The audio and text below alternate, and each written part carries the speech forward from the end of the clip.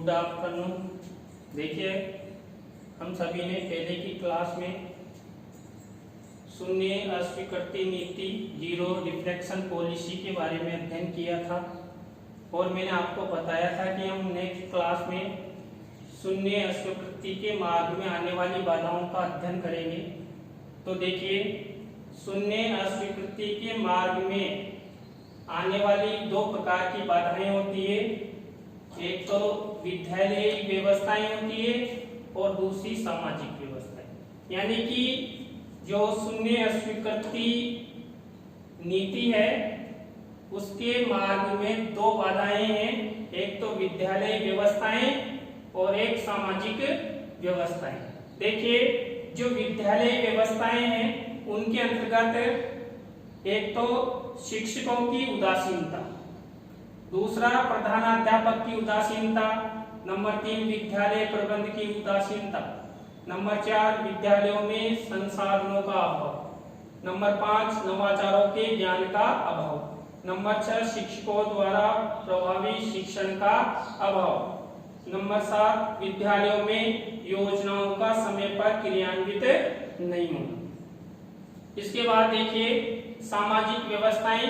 सामाजिक व्यवस्थाओं के अंतर्गत जो सामाजिक बाधा है शून्य अस्वीकृति के क्षेत्र में वह है अभिभावकों की उदासीनता, नंबर 2 आशावादी दृष्टिकोण का अभाव, नंबर 3 शून्य अस्वीकृति दर्शन का अभाव, नंबर 4 सामाजिक सहयोग का अभाव, नंबर 5 समाज में नीति के ज्ञान का अभाव, नंबर 6 सामाजिक सकारात्मक दृष्टिकोण का अभाव और नंबर 7 है सामाजिक रूढ़ियां एवं अंधविश्वास। देखिए, अभी मैं विस्तार से मैं आपको समझाता हूँ।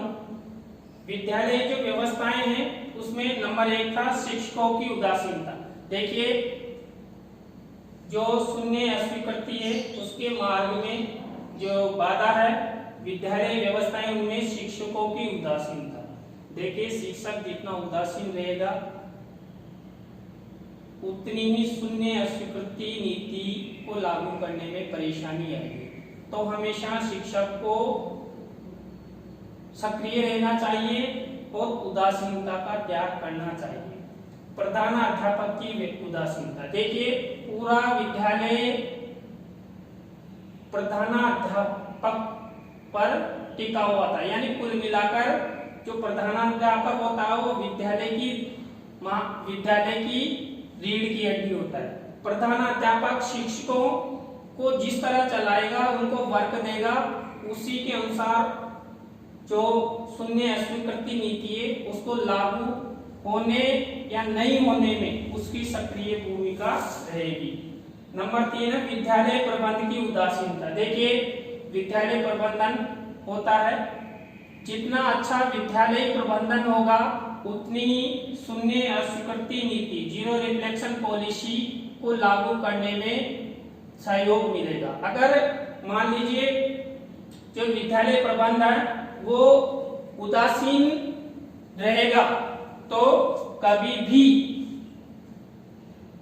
जो शून्य अस्वीकृति नीति है वो सफल नहीं हो सकती। नेक्स्ट है विद्यालयों में संसाधनों का अभाव। देखिए, ये वास्तव में फैक्ट है कि विद्यालयों में जो सरकारी विद्यालय होते हैं उनमें हमेशा संसाधनों का अभाव रहता है। संसाधनों के अभाव में इस नीति को हम लागू नहीं कर सकते। विद्यालयों नवाचारों के ज्ञान का अभाव। देखिए, जितने भी हम ये चाहते हैं कि जो स्टूडेंट है वो नए नए नवाचारों के माध्यम से शीघ्र अधिगम करें, तो नवाचारों का ज्ञान का जितना अभाव होगा उतना ही हम इस नीति को लागू नहीं कर पाएंगे। तो शिक्षकों को हमेशा नए नए नवाचारों का प्रयोग करना चाहिए। शिक्षकों द्वारा प्रभावी शिक्षण का अभाव। देखिए, शिक्षक का जितना शिक्षण प्रभावी होगा उतना ही जो विद्यार्थी होते हैं उनका फायदा होगा, वो आगे बढ़ेंगे, ज्ञान को जल्दी शीघ्र अधिगम करेंगे। तो हमेशा जो शिक्षक होते हैं वो हमेशा प्रभावी शिक्षण करने की कोशिश करें, जिससे क्या होगा कि जो ये पॉलिसी है इसको लागू करने में वो सहयोग मिलेगा। इसके बाद है विद्यालयों में योजनाओं का समय पर क्रियान्वित नहीं होना। देखिए ये हमारे भारत देश में शुरू से ही रहा है कि जो सरकारी योजनाएं होती है वो समय पर विद्यालयों में लागू नहीं हो पाती है।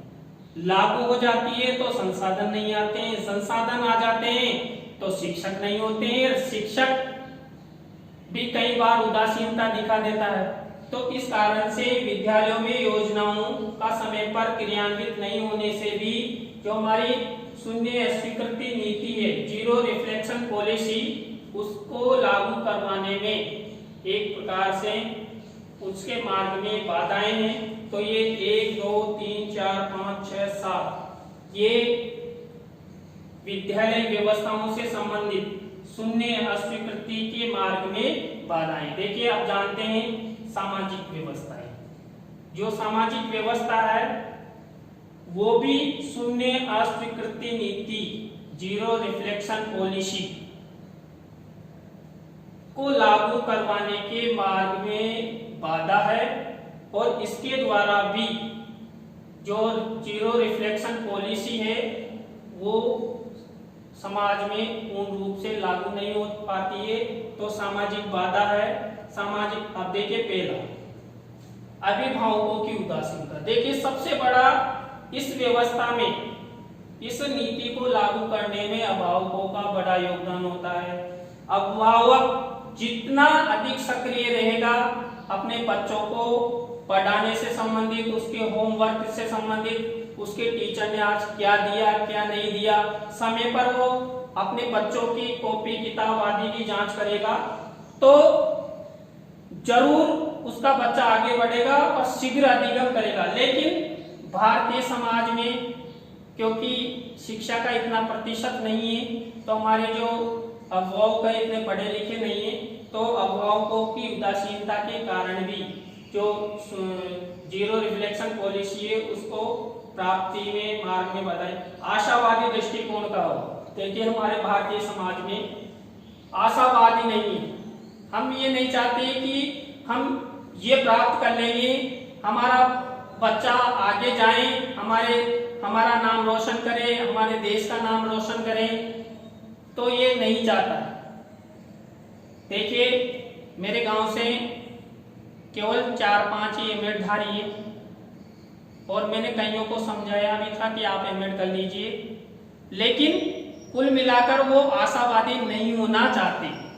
इसके बाद नंबर 3 शून्य अस्वीकृति दर्शन का भाव।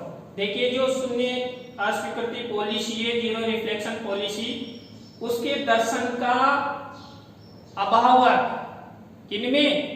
अभिभावकों में।